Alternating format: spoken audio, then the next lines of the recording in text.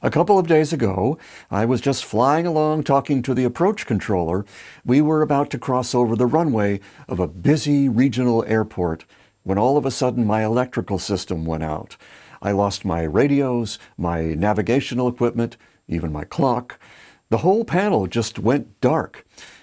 I also lost my flaps, which are used to land an aircraft safely. When that happens, with jets buzzing all around you, things can go south pretty quickly. It got me thinking, later, what happens in your business when you're just flying along and the world goes dark?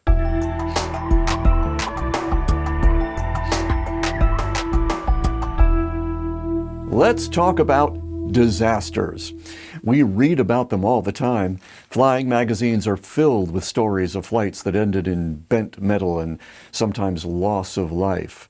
We read about businesses that started hopefully but ended in bankruptcy. What my flight this weekend taught me was that there will probably come a time when all the things you've so carefully surrounded yourself with to make your life easier, safer, richer, could be lost just like that, and you will be left to put things right or lose it all permanently. Now, having to dodge jets while executing a no-flap landing on a very short runway might qualify as an emergency for a student pilot, but it shouldn't be that big a deal for someone who's been flying for almost 40 years. What it does do, though, is remind you that when you're stripped of all the externals, the things that make you feel like somebody, you find out what you're really made of. There's no one to point a finger at. You have to make things happen. And usually there are signs that help you prepare. In my case, I started getting warning messages on one of my radios. The fuel flow instrument started flickering. The flap indicator froze. All these things were trying to tell me that my alternator, the device that powers the electrical bus, was dying. That gave me a minute to plan for what was about to happen. And I was in an area where I could find my way home without having to talk to anyone. I'm also lucky that I had just enough runway to land safely, although a little more firmly than usual. All right, but here's the thing. Nothing I just said is about what this video is about. There's a much bigger and simpler point here. Yes, disasters happen, and yes, you will be responsible for them, but what I really wanted to talk to you about was an idea that the story you just watched is an example of a fairly easy way to script your videos. I'm talking about using metaphor. I love using metaphors for a number of reasons. They wake up the imagination. They get someone thinking in a new direction. They destroy writer's block before it has a chance to take hold. They allow you to elegantly transition into a story.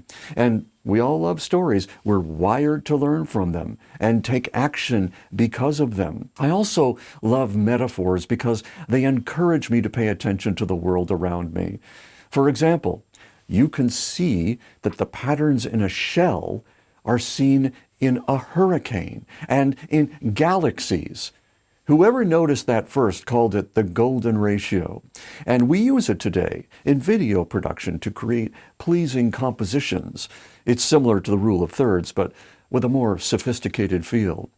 I also love metaphors because they allow you to get to your main point without having to spend very much time on education, because the metaphor is such a powerful way of making connections in the human mind, whereas listening to me drone on and on trying to explain myself can be just kind of boring.